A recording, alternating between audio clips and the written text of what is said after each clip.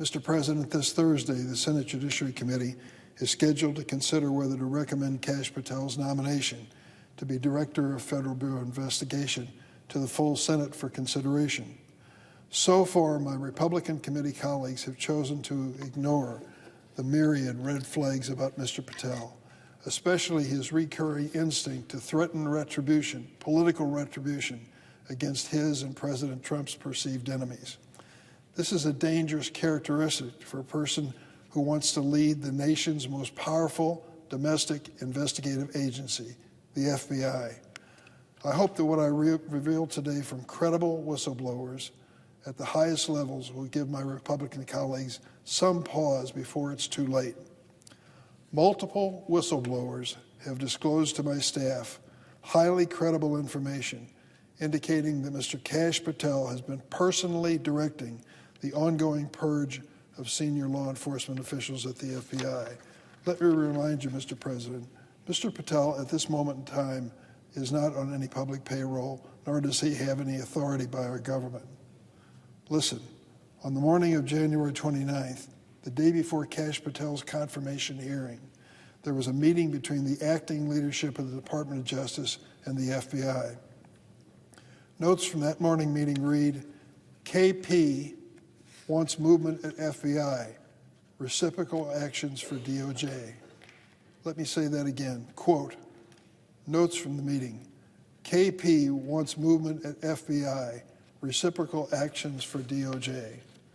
Acting Deputy Attorney General Emil Bove told the participants in this meeting that he had received multiple calls from the White House Deputy Chief of Staff Stephen Miller the night before.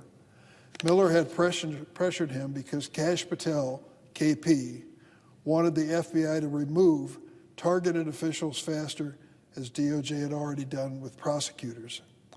The list of officials identified for termination was in the possession of a group of individuals who, according to our sources, were personally interviewed by Mr. Patel to be on what was known as the Director's Advisory Team. This advisory team at the FBI is a group of political appointees who were brought in to prepare for Mr. Patel's arrival. FBI leadership understanding of the advisory team's list was that, quote, a lot of names were people in the crosshairs.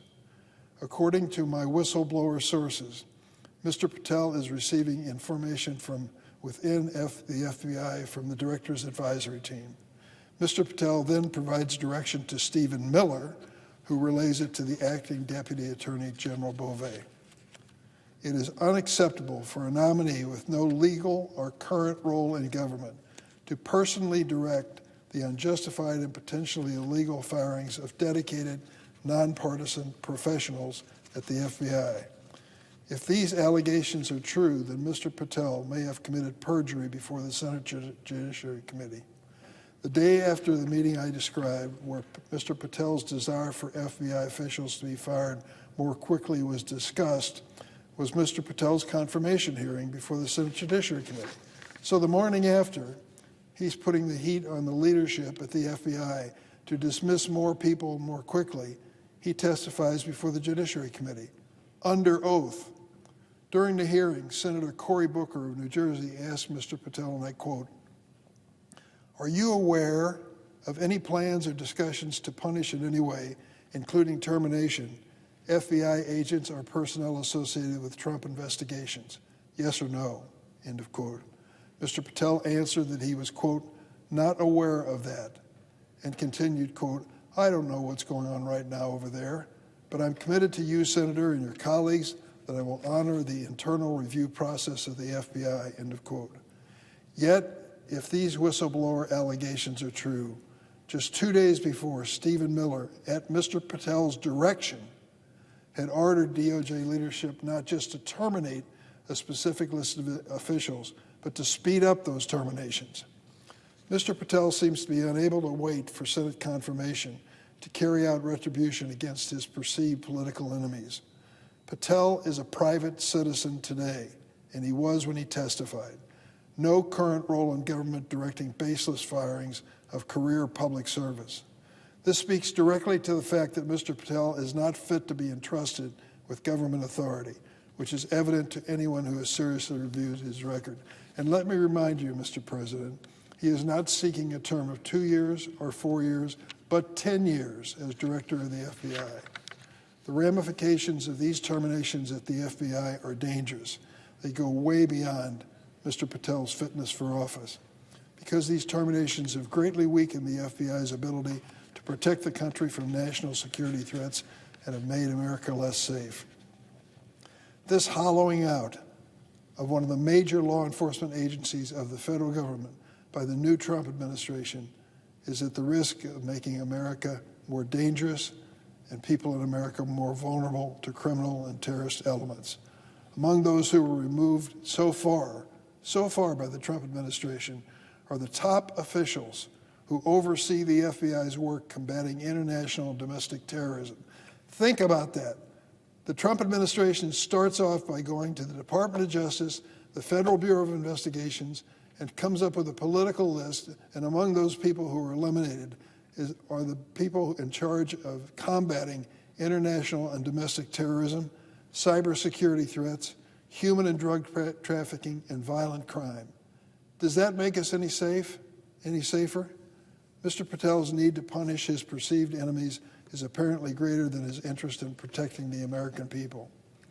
Given the serious nature of these allegations and the need to protect the identities of my sources, I have asked the Department of Justice Inspector General today, in a letter, to investigate these specific claims.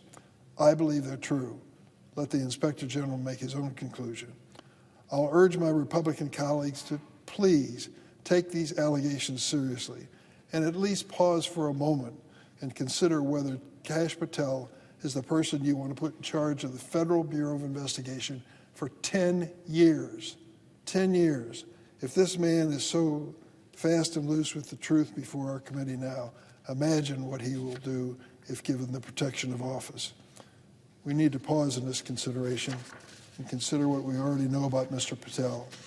He has pledged to, quote, shut down FBI headquarters in writing and, quote, come after the president's enemies.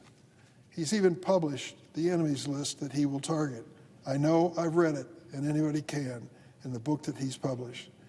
He falsely claimed that the FBI, quote, was planning January 6th for a year, and has even sold musical recordings of a song performed by January 6 rioters who violently assaulted police officers on January 6th.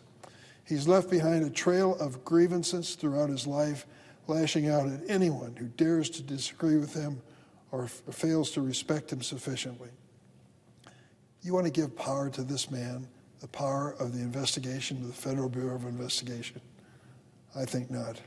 Now these credible allegations that he has personally orchestrated a purge of senior FBI law enforcement officials.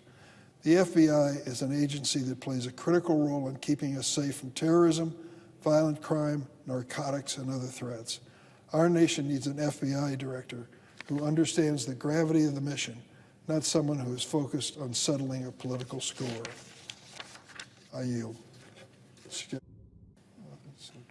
I yield.